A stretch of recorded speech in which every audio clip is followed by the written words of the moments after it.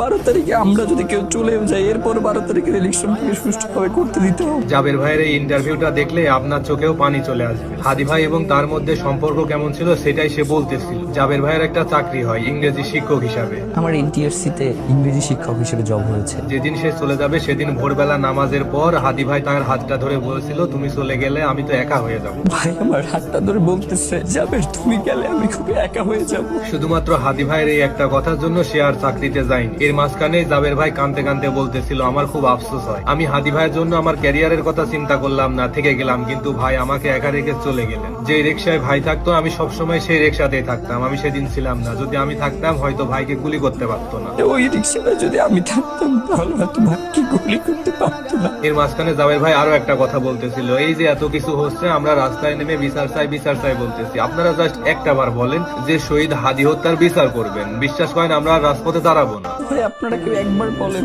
শহীদ ওসমান হাদির হত্যার বিচারটা করবেন, আমরা কেউ রাজপথে গিয়ে দাঁড়াবো। শেষের কথাগুলো আপনাদের মনটাকে আরো ভারী করে দিবে। জাবের ভাই বলতেছিল, আমরা জানি আমরা এখন খুব নিঃসঙ্গ, আমাদের কোনো অভিভাবক নাই। আমরা জানি আমরা খুব নিঃসঙ্গ, আমাদের কোনো অভিভাবক নাই। এই জন্য আমরা একজনকে অভিভাবক হিসেবে বেছে নিচ্ছি, আমাদের আল্লাহকে। আমরা এই জন্য আমাদের অভিভাবক আল্লাহকেই মেনে নিচ্ছি যে আমাদের একমাত্র অভিভাবক এখন আল্লাহ।